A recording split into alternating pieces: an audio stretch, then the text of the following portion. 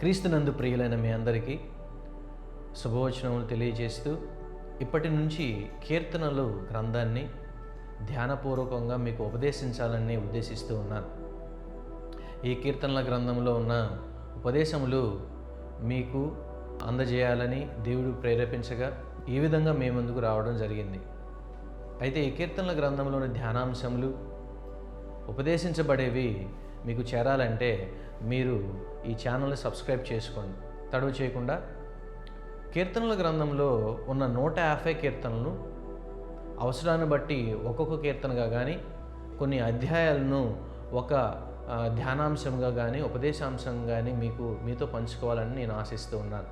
ఈరోజు మొదలుగా కీర్తనల మొదటి గ్రంథాన్ని మనం ప్రారంభించుకుందాం. కీర్తనల మొదటి గ్రంథము తెలియని వారంటూ ఎవరు ఉండరు. కంటత వస్తుంది.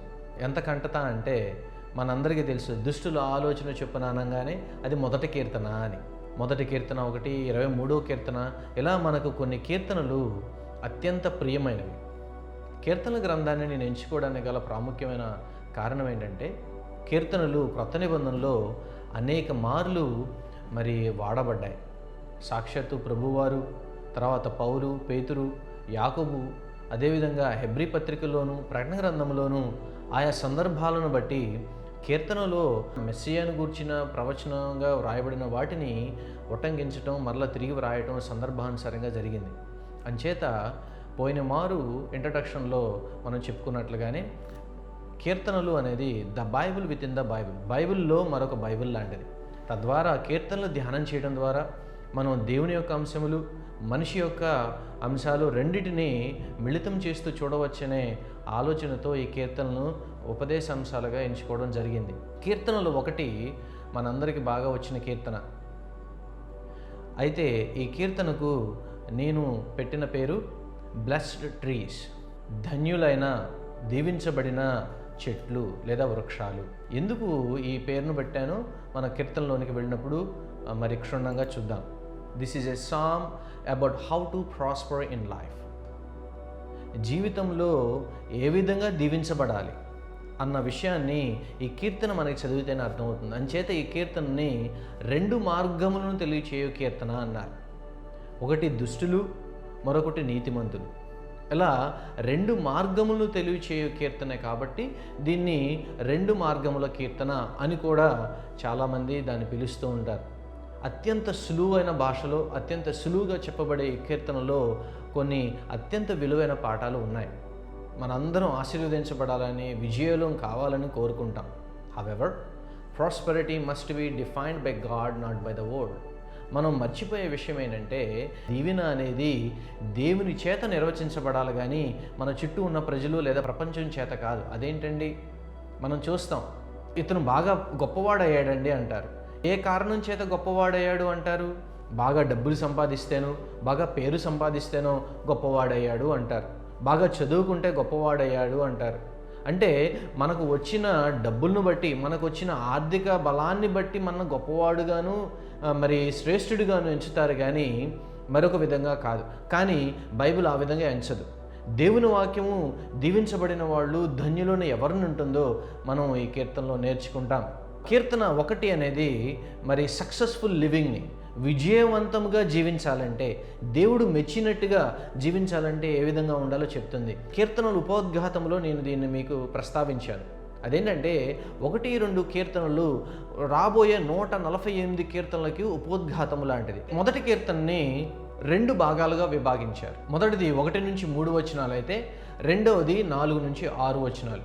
మనం మొదటి 3 వచనాలు చదివితే తర్వాత 3 వచనాలు ఆటోమేటిక్గా మనకు అర్థమవుతాయి. ఎందుకంటే మొదటి 3 వచనాల్లోనే తర్వాత 3 వచనాల సారాంశం కూడా దాగి ఉంది. అలాగే ఒకసారి మీరు బైబిల్ ఓపెన్ చేసినట్లయితే మొదటి వచనం, దుష్టుల ఆలోచన చొప్పున నడువక, పాపుల మార్గమున నిలువక, అపహాసకులు కూర్చుండు చోటను కూర్చుండక. మనకి అత్యంత ప్రియమైన వాక్యం. ఆయా గృహాల్లో ఈ వాక్యమును మనం చూస్తాం. మనకు నోరు తెరవంగానే పిల్లలకి కంటత వాక్యంగాను లేదా కంటత వాక్యంగా మనం నేర్చుకోవడం జరిగి ఉంటుంది. అయితే వీటిల్లో 6 విషయాలు ఉన్నాయి. మీరు నేను ఇక్కడ సెలెక్ట్ చేశాను, మీరు దీంతో పాటు మీరు కూడా చూడండి. నేను మీకు ఇచ్చే సలహా ఏంటంటే, ఈ కీర్తన గ్రంథం నేర్చుకునేటప్పుడు ఒక పుస్తకాన్ని, పెన్ని దగ్గర పెట్టుకోండి. ఒక పక్కన బైబిల్, ఇంకో పక్కన పుస్తకం పెట్టుకోండి. కారణం ఏంటంటే, ఇక్కడ చెప్పబోయే విషయాలు మీకు అన్నీ గుర్తుండవు, రాసుకుంటే కానీ గుర్తుండవు. సరే, ఇక్కడ ఉన్న 6 విషయాలు చూద్దాం. పాపులను లేదా దేవుని వాక్యం ప్రకారం జీవించిన వారును లేదా లోక ప్రకారం జీవించే వారిని 3 రకాలైన పేర్లతో పిలిచారు. మొదటిది దుష్టులు, రెండవది పాపులు, మూడవది అపహాసకులు. దుష్టులు, పాపులు, అపహాసకులు. ఆ తర్వాత వారు చేయు 3 పనులు ఉన్నాయి. మొదటిది ఆలోచన, రెండవది మార్గము, మూడవది చోటు. అంటే దుష్టుల ఆలోచన చొప్పున, అంటే ఆలోచన అనేది ఒక పని కదా. 3 పనులు ఉన్నాయి: ఆలోచన, మార్గము, చోటు. ఆ తర్వాత మనం చూడవలసినవి ఏంటంటే మరొక 3 ఉన్నాయి. అవి ఏంటంటే సూచనలు: నడువక, నిలువక, కూర్చుండక. మీకు అర్థమవుతుంది కదా. దుష్టులు, పాపులు, అపహాసకులు అనేవాళ్ళు 3 ప్రాంతాలలో, 3 ప్రదేశాలలో ఉన్నారు: ఆలోచనల్లో, మార్గముల్లో, చోటుల్లో. అలాగే వాళ్ళు ఏ విధంగా ప్రవర్తిస్తారో ఉన్నాయి. వాళ్ళు నడువక, నిలువక, కూర్చుండక. ఈ 3 హెచ్చరికలు ఇవ్వబడ్డాయి. అలాగే 2వ వచనంలో చూసినట్లయితే ధన్యజీవుల గురించి లేదా దేవుని మాట ప్రకారం జీవించే వారి గురించి 2 విషయాలు చెప్పబడ్డాయి. వారు ఎందుకు ధన్యులయ్యారు? 2 విషయాలు. మొదటిది ఆనందించుచు, రెండవది ధ్యానించేవాడు. ఏం ఆనందిస్తూ ఏం ధ్యానించేవాడో మనం క్రిందకి వెళ్ళిన తర్వాత చూస్తాం. ఆ తర్వాత 4, 5, 6 వచనాలు, 1, 2 వచనాల్లో చెప్పబడిని మరలా చెప్పబడతాయి. చూడండి, 4వ వచనంలో దుష్టులు, 5వ వచనంలో పాపులు. ఆ తర్వాత 4వ వచనంలో మరలా మనం అక్కడ చూస్తాం, పొట్టు వలె ఉందురు. ఆ తర్వాత 5వ వచనంలో పాపులు నిలువరు. 6వ వచనంలో వారు ఏ పక్కకి వెళ్తున్నారో ఉంది, నాశనమునకు వెళ్ళేవారు. నీతిమంతులు, 6వ వచనంలో చూస్తాం, నీతిమంతుల మార్గము యెహోవాకు తెలియను. అంటే నీతిమంతుల మార్గం ఎవరు? యెహోవా. అది ఎలా తెలుస్తుంది? 2వ వచనంలో ఉంది, వారు దివారాత్రములు ధ్యానించడం వలన వారికి ఆ మార్గం తెలియజేయబడుతుంది. అంటే మనం ఇక్కడ ఏం చేస్తూ ఉన్నామంటే, కీర్తనలో వాడబడిన మాటల్లో నుంచి దుష్టులు, పాపులు, అపహాసకులు అనబడిన వారు ఏ విధంగా ఉంటారు, అది ఒక మార్గము. తర్వాత నీతిమంతులు, దేవుని ధ్యానించే వారు ఎవరో వారిది ఎటువంటి మార్గము మనం చూస్తూ ఉన్నాం.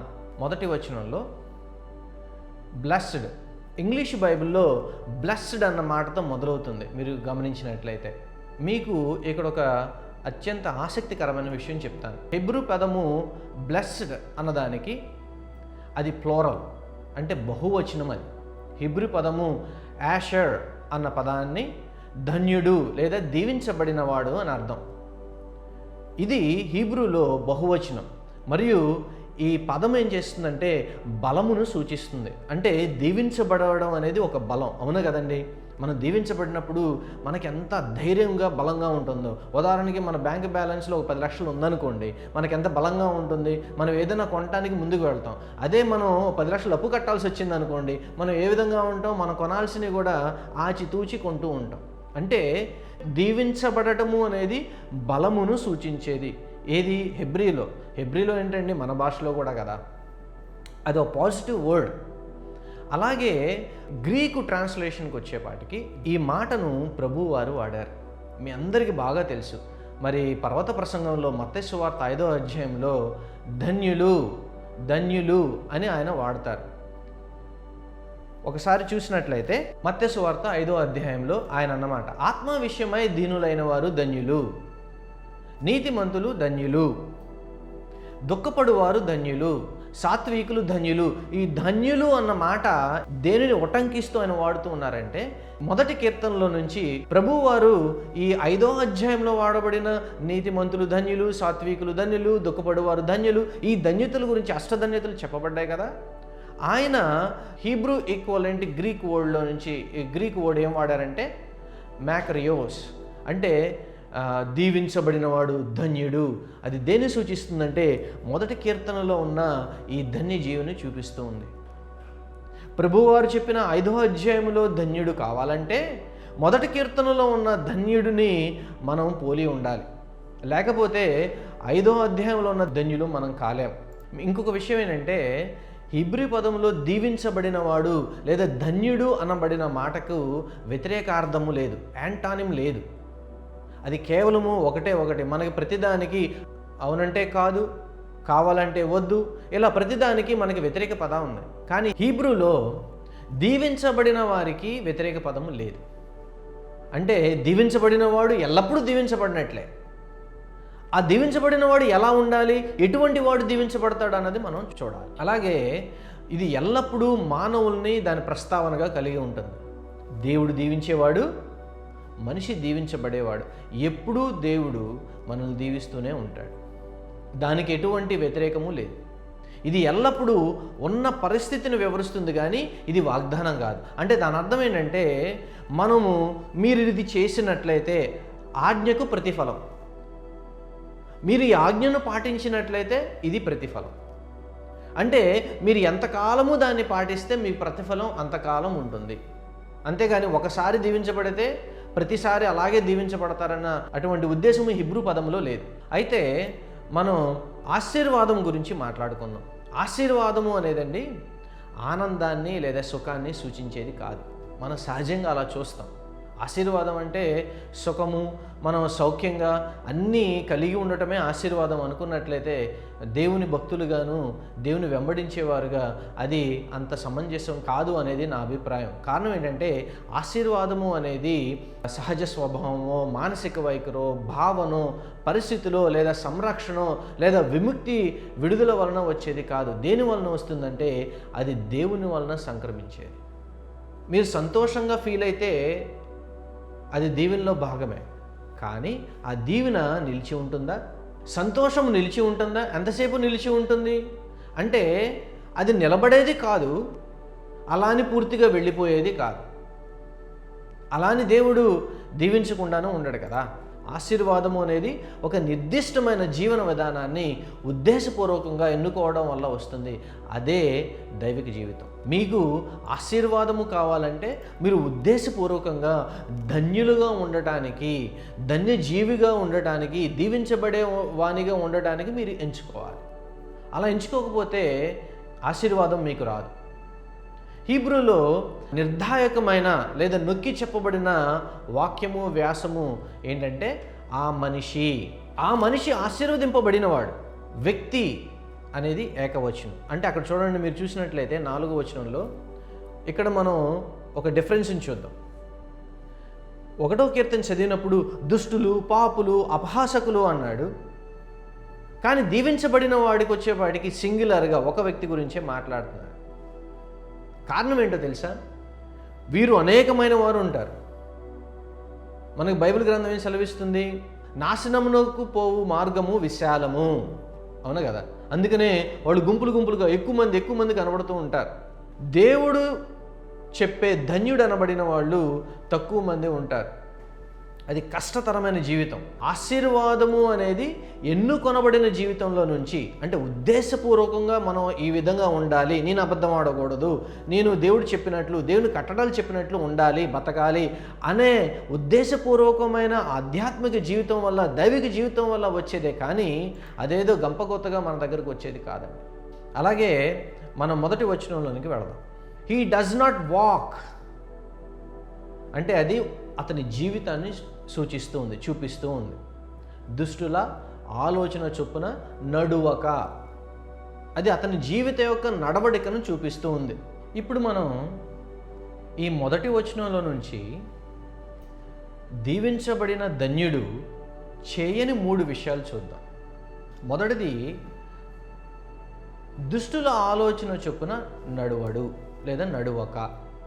ఇక్కడ వాడబడిన హీబ్రీ పదము ఏంటంటే రషాయిమ్.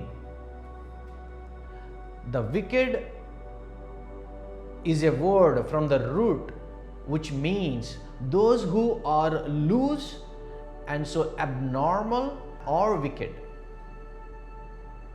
There abnormal people. ఇది దుష్టత్వానికి సంబంధించిన వర్ణన అనుకోండి.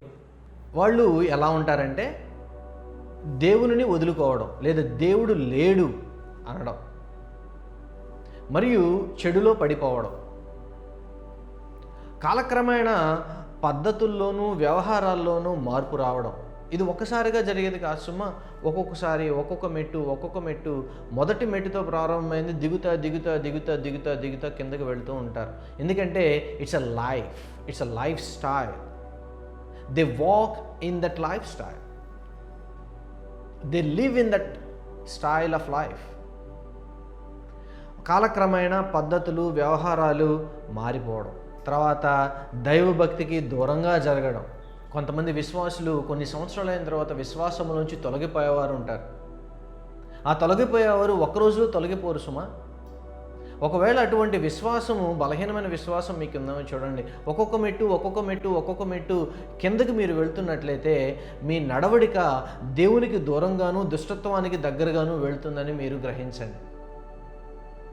భక్తిహీనతకు దగ్గరగా, భక్తి భావనకు దూరంగా వెళ్ళిపోవడం మాత్రమే కాకుండా దుష్ట స్వభావానికి అది నాంది పడేటట్లుగా మీరే అవకాశం ఇస్తున్నారు. ధన్యుడైన వాడు ఇలా ఉండడు. రెండవది ఏం చెప్పారంటే పాపుల మార్గమున నిలువక. He does not stand in the path that sinners participate in. పాపులు చేసినట్లుగా, పాపములు జరిగించే వాళ్ళు చేసినట్లుగా వాళ్ళు అక్కడ ఉండరు. ఆ మార్గమున నిలువరు, ఇష్టపడరు. పాపులు అనే పదం ఉపయోగించడంలో సాధారణ ప్రవర్తన కనిపిస్తుంది. ఒకసారి నేను ఈ వ్యక్తి పాపి అని అన్నామనుకోండి, ఆ వ్యక్తి యొక్క ప్రవర్తన కనబడుతుంది. ఆ వ్యక్తి యొక్క ప్రవర్తనను బట్టి, వ్యక్తిత్వాన్ని బట్టి ఈ వ్యక్తి పాపి లేదా దుష్టుడు అంటాం. అంటే అది ఆ వ్యక్తి యొక్క ప్రవర్తన. పాపము వ్యక్తి ప్రవర్తనలోనికి వెళ్ళింది, గమనించండి. కానీ ఆ ప్రవర్తనకు కారణమయ్యే పరిస్థితిని దేవుని వాక్యం బహిర్గతం చేస్తుంది. కొంతమంది బైబిల్ చదవాలంటే భయపడతారు. కారణం ఏంటంటే చదువుతున్నప్పుడు వాళ్ళలో ఉన్న బలహీనతలన్నీ బయట కనబడతా ఉంటాయి. ఒకసారి ఓ పాస్టర్ గారి దగ్గరికి ఒక విశ్వాసి వెళ్ళి, ఈరోజు నా గురించే మీరు ప్రసంగం చెప్పారు అన్నాడంట. అదేంటంటే నేను దేవుని వాక్యం గురించి కదా మాట్లాడుతుంది అన్నారంట పాస్టర్ గారు. కాదు ఈరోజు మీరు నా గురించే చెప్పారని చెప్పి సంఘం మానేశాడు ఆయన.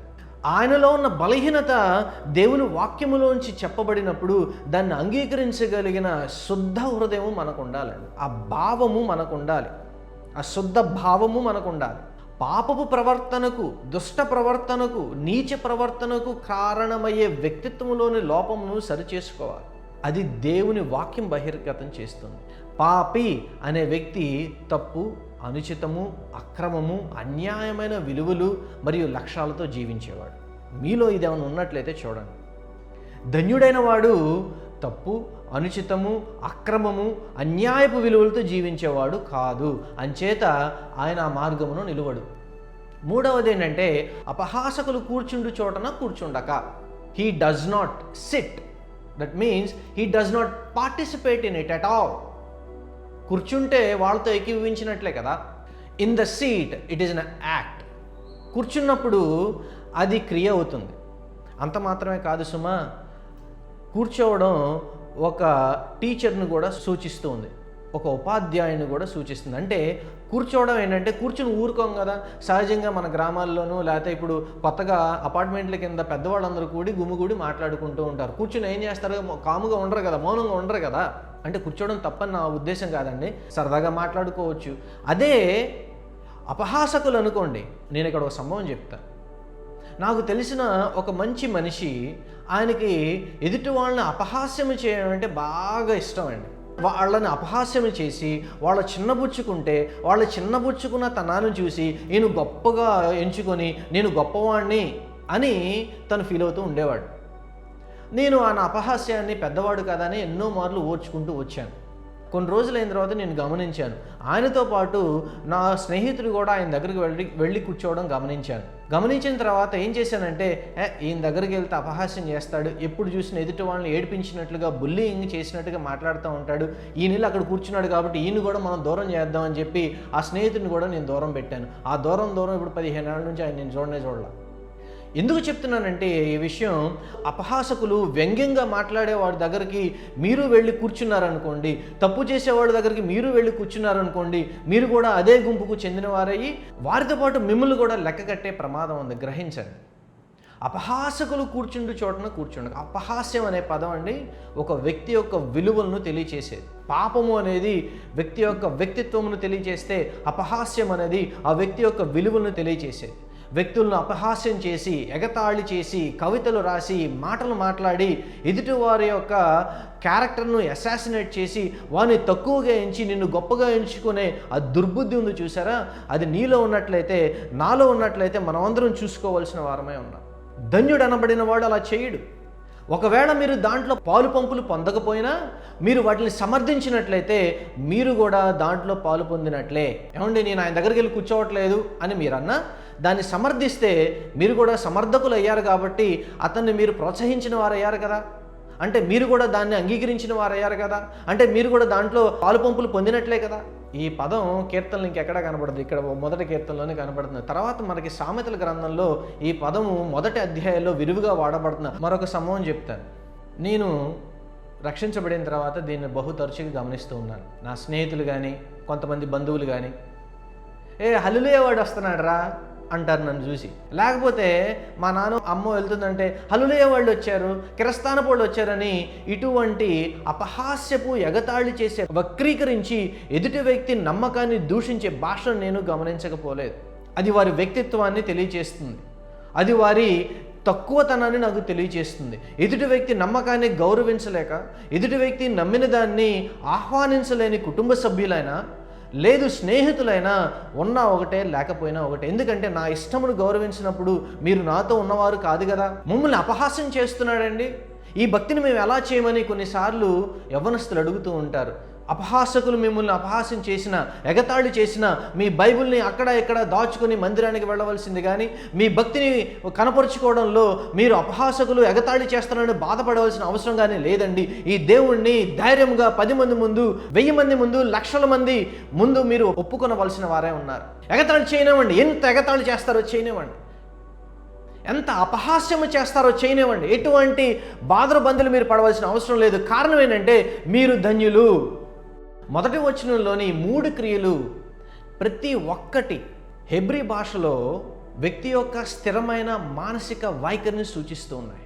జీవితాన్ని, వ్యక్తిత్వాన్ని, విలువలను, ఆ వ్యక్తి యొక్క నడవడికను, ఒక వ్యక్తిని పూర్తిగా పైనుంచి కిందకి చదివినట్లుగా ఈ 3 విషయాలు, మొదటి వచనంలోని ఈ 3 విషయాలు ఒక మానసిక వైఖరిని తెలియజేస్తూ ఉన్నాయి.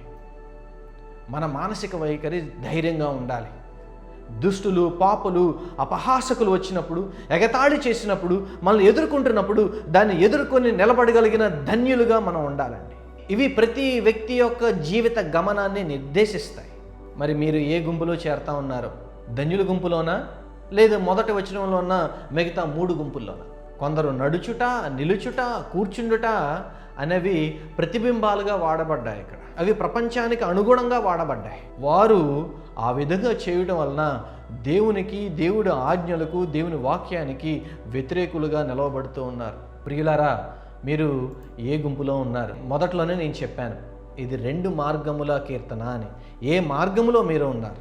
It is a description of the person for whom the word of God has captured his full affection and has claimed his full attention.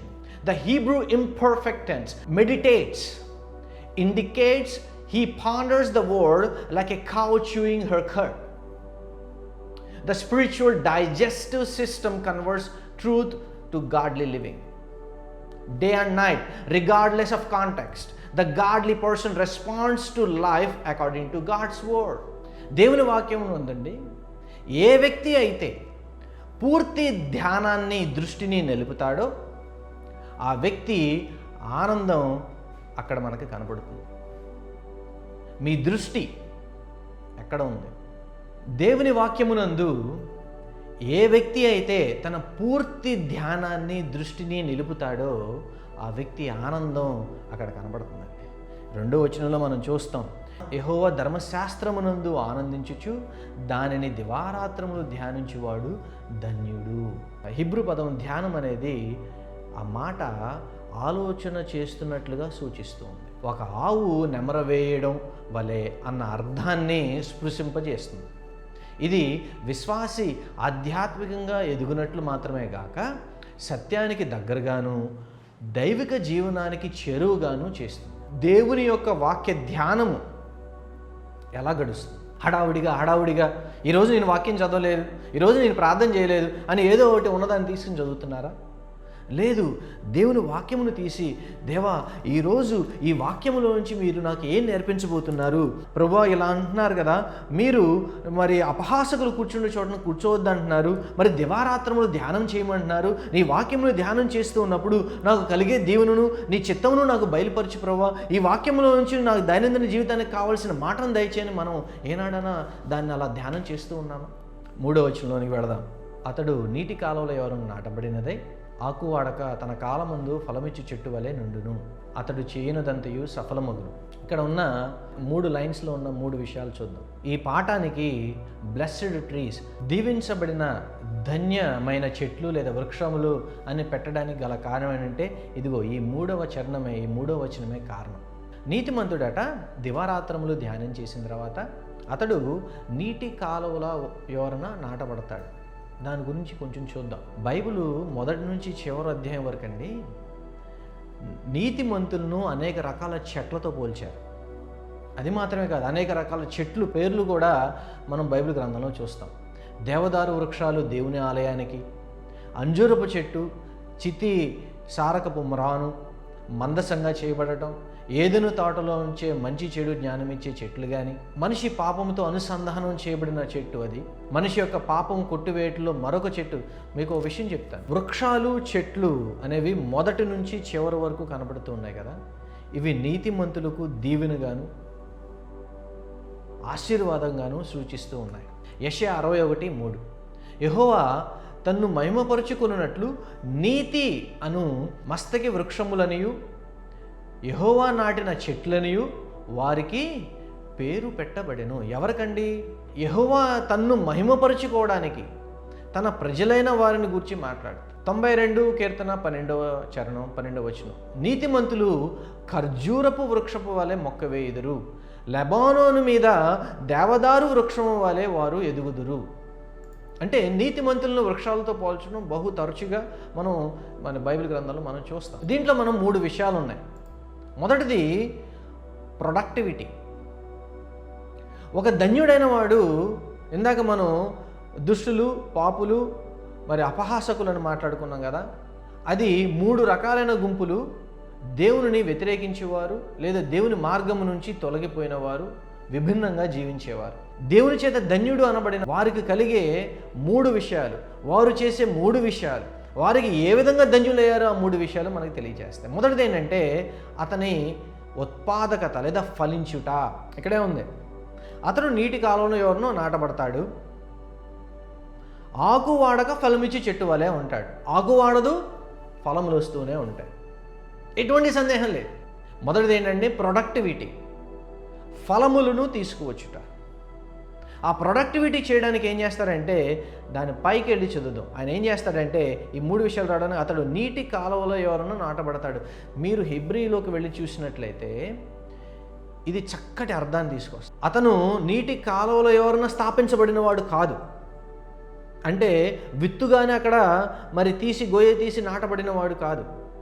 Hebrew గ్రంథకర్త ప్రకారం హెబ్రీ భాషలో నుంచి చూసినట్లయితే ఒక ఎండిపోయిన ఎడారిలో నుంచి, లేదా ఎవరు పట్టించుకోని స్థానంలో నుంచి చనిపోతున్న మొక్కను ఎవరైతే ధ్యానము చేస్తారో, ఎవరైతే ఆయన వాక్యమును దివారాత్రములు ధ్యానం చేస్తారో, వారు ఏం చేస్తారంటే దేవుడు ఆ మొక్కను తీసుకుని వచ్చి, నదుల నుంచి వచ్చిన నీళ్లను మనం చాళ్ళు కడతాం కదా, ఆ చాళ్ళు కట్టి తీసుకువచ్చి ఒక చోటను దాన్ని నాటుతాడు. అలా నాటడం వల్ల ఏమవుతుందంటే దానికి ఎప్పుడూ రావాల్సిన పోషణ వస్తూ ఉంటుంది. దానికి పాదు తీస్తాడు, నీళ్ళు ఎప్పుడు కాలువలో ఎవరైనా నాటబడుతూ ఉంటుంది, వెళుతూ ఉంటే దానికి కావాల్సిన నీళ్లు పీల్చుకుంటూ ఉంటుంది. మరి కావాల్సి వచ్చినప్పుడు నీళ్లు కడతాడు, లేనప్పుడు గట్లు దించి దాన్ని వదిలేస్తూ ఉంటాడు, దాన్ని పోషణ చేస్తూ ఉంటాడు. నేను తోటమాలిని అన్నాడు కదా. ఇజ్రాయెల్ దేశం మనం చూసినట్లయితేనండి ఒక పక్కనంతా మొత్తం ఎడారిగానే ఉంటుంది, ఎక్కడ పడితే అక్కడ చెట్లు మొలిచే ప్రాంతం ఏం కాదు. ఒకవేళ మొలిచినా కానీ బతికే అవకాశం లేదు. అలా చనిపోతున్న మొక్కను తీసుకువచ్చి ఇదిగో నీటి యోరన నాటి, ఎందుచేత నీటి యోరన నాటుతున్నాడంటే 2వ వచనంలో దివారాత్రములు ధ్యానించేవాడు, ఆ ధ్యానించేవాడు ఆనందముతోనూ సంతోషంగా ఆయన వాక్యములో ధ్యానిస్తూ ఉన్నాడు కాబట్టి వాక్యమే ఆ చెట్టును బతికిస్తూ ఉంది. ఇప్పుడు నీతిమంతుడు అనబడిన వాడు వాక్యమును ధ్యానిస్తూ ఉండగా చెట్టుతో పోల్చబడి ఆ వాక్యము నీళ్ల వల్లే అతను తడుపుతూ ఉంటుంది. అలా తడపడం వల్ల ఏమవుతుందంటే అతని జీవితం, అతని కుటుంబము పచ్చగా ఉంటుంది. ఫలింపు అనేది అక్కడ కనబడుతుంది. మొదటిది ఏంటంటే ఉత్పాదకత లేదా ఫలించుట అనేది మనం చూడగలం. మీరు ధన్యులు. ఎప్పుడు ధన్యులంటే మీరు దివారాత్రములు ధ్యానం చేసినప్పుడు మీరు ధన్యులు. అప్పుడు మీ ఫలింపు అనేది మీకు కనబడుతుంది. ఇందాక నేను చెప్పాను, ఆశీర్వాదము అనేదండి ప్రపంచము చూసినట్లుగా మీరు చూడబాకండి. దేవుడు ఏదైతే ఆశీర్వాదం అని చెప్తాడో, దేవుడు ధన్యుడని చెప్తాడో అదే ఆశీర్వాదము. కానీ మీరు అనుకున్న ఆశీర్వాదమును, ప్రపంచం ఎంచే ఆశీర్వాదముగా ఎంచుకోబోకండి.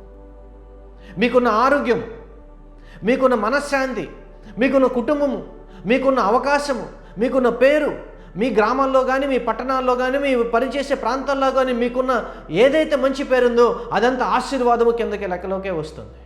మీరు డబ్బులు కాదు, డబ్బులు అన్నిటికంటే చివర వెళ్తుంది. మనం ప్రతిరోజు బతుకుతున్నాం. దేని గురించి బతుకుతున్నాం?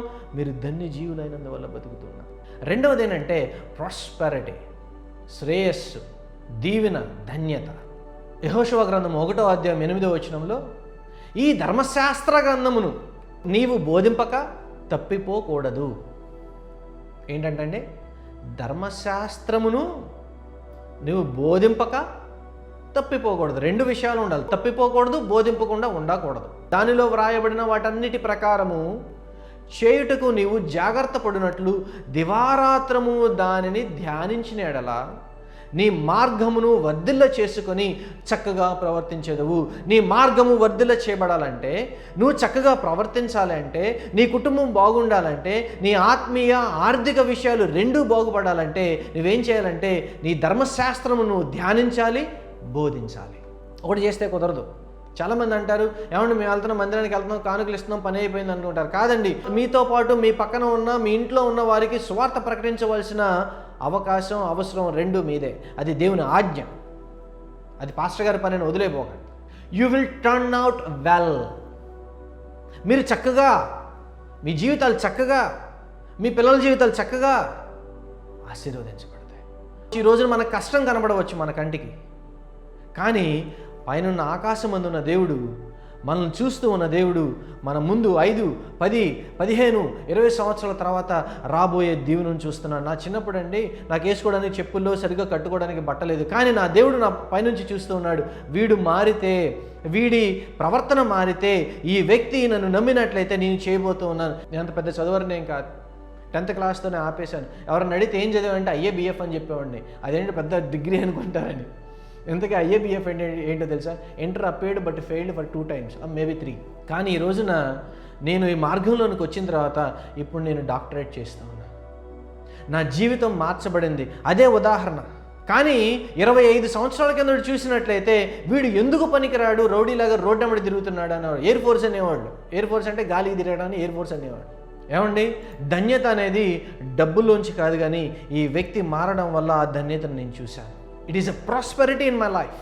మూడోది ఏంటంటే సెక్యూరిటీ. సెక్యూరిటీ ఏంటో తెలుసా? ద్వితీయోపదేశకాండము 11వ అధ్యాయము 10వ వచనం. మీరు స్వాధీనపరచుకొనబోవు దేశము మీరు బయలుదేరి వచ్చిన ఐగుప్తు దేశము వంటిది కాదు. అక్కడ నీవు విత్తనములు విత్తి కూర తోటకు నీరు కట్టినట్లు నీ కాళ్ళతో నీ చేలకు నీరు కట్టితివి. ఎందుకు చెప్తున్నానండి వచనాన్ని? నువ్వు ఐగుప్తు దేశంలో ఉన్నప్పుడు నిన్ను కాపాడింది ఎవరు? నీకు తిండి లేనప్పుడు నీ కూరలను కాపాడింది ఎవరు? అక్కడ నువ్వు వెట్టి చాకరీ చేశావు, నీవు తోటకూర తిని బతికావు.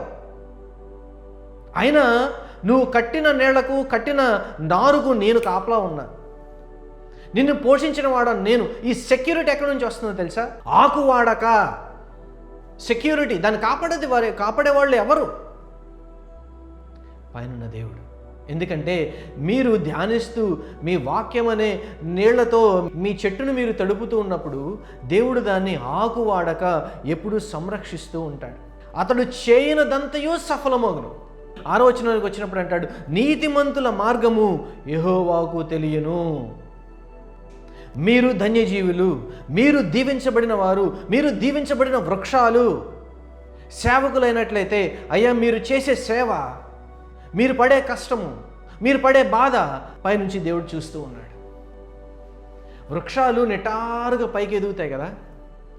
ఎంత పైకి ఎదుగుతాయి? దేవదారు వృక్షం, లెబానోన్ వృక్షం ఆకాశాన్ని అంటినట్లుగా ఒక్కోసారి మనం ఆ ప్రాంతాలకు వెళ్ళి అబ్బా ఎంత పెద్దది పెరిగింది అనుకుంటాము. కొన్ని చెట్లు ఓళ్ళ వేసి ఆ చెట్ల మధ్యలోంచి రోడ్లు వేశారు. మీరు ఎన్నోసార్లు చూసే ఉంటారు. ఒకసారి ఆలోచన చేయండి, వాటికి వెలుగు ఎక్కడి నుంచి వస్తుంది? ప్రభు అన్నాడు, నేనే మీకు వెలుగు, ఐ యామ్ ద లైట్. యోహాను సువార్తలో మనం చూస్తాం, ఆయన వెలుగై మనందరినీ వెలిగించుచున్నాడు అంటాడు.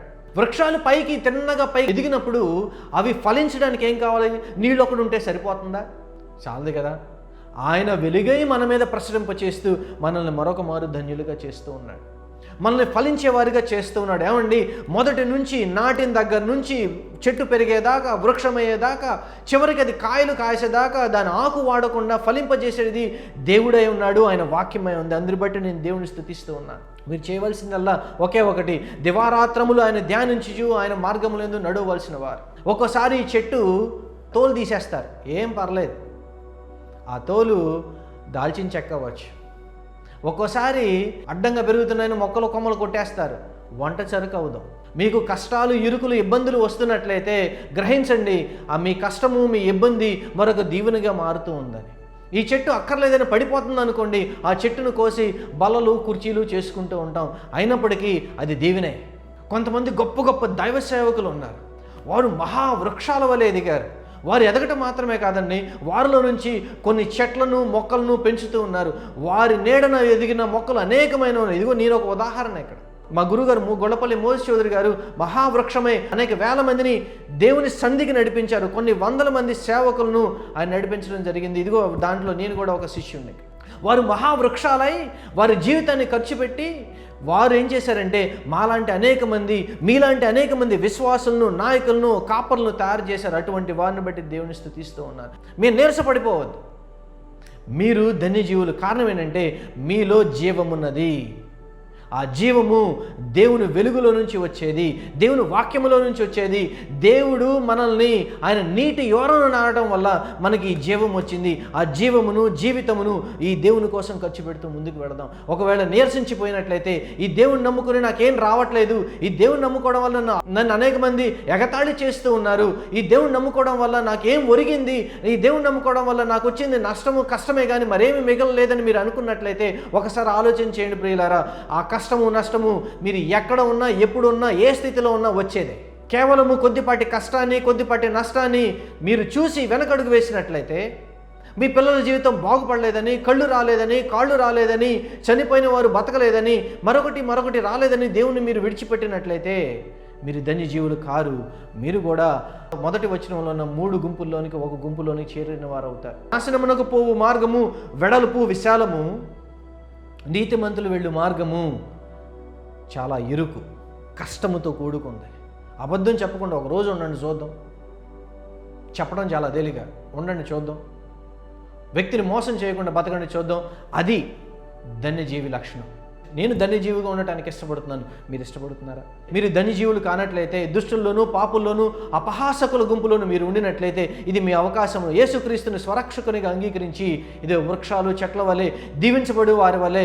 మన వల్ల అనేక మంది దీవించబడుతూ ఉన్నారు. నా కుటుంబాలు, నా ఫ్యామిలీ ఏవైతే ఉందో, నా పిల్లలు ఏవైతే ఉన్నారో వారు చక్కగా నిటారుగా నిలబడగలుగుతున్నారు అని మీరు కావాలనుకున్నట్లయితే, ఇదిగో ఈ దేవుడు మీ కొరకు సిద్ధంగా తన బాహులను, తన 2 చేతులను చాచి సిద్ధంగా ఉన్నాడండి. మీకు విషయం తెలుసా? ఈ లోకంలోనికి పాపము ఒక చెట్టు పండు తినడం వల్ల వచ్చినట్లయితే, ఆ చెట్టు వలన వచ్చిన దోషాన్ని ఈ రక్షకుడు అదే చెట్టు మీద వేలాడి మనందరికీ రక్షణ తెచ్చిపెట్టాడు. అందును బట్టి ఈ దేవుణ్ణి స్తుతిస్తూ ఉన్నాను. మీరు ఏ మార్గంలో ఉండదలిచారు? కష్టానికి, నష్టానికి ఎదుర్కొని నీతిమంతులుగా ఉండడం అనేది గొప్ప విషయం అండి. ఆయా సందర్భాల్లో టీవీ న్యూస్లో వాటిలో చూస్తూ ఉంటాం. పలానా వ్యక్తి లంచం తీసుకున్నాడు, పలానా వ్యక్తి ఆ పని చేశాడు, ఈ పని చేశాడు, తప్పు చేశాడు, ఆ పిల్ల ఈ తప్పు చేసిందని చూపిస్తూ ఉంటే నా మనసు ఎంతో బాధపడుతూ ఉంటుంది. కారణం ఏంటంటే వారి కుటుంబ సభ్యులు చూస్తే ఎంత నలిగిపోతారో కదా. ఇదిగో ఈ దేవునికి సమర్పించండి. సమర్పిస్తే మీరు ధన్యజీవులు అవుతారు.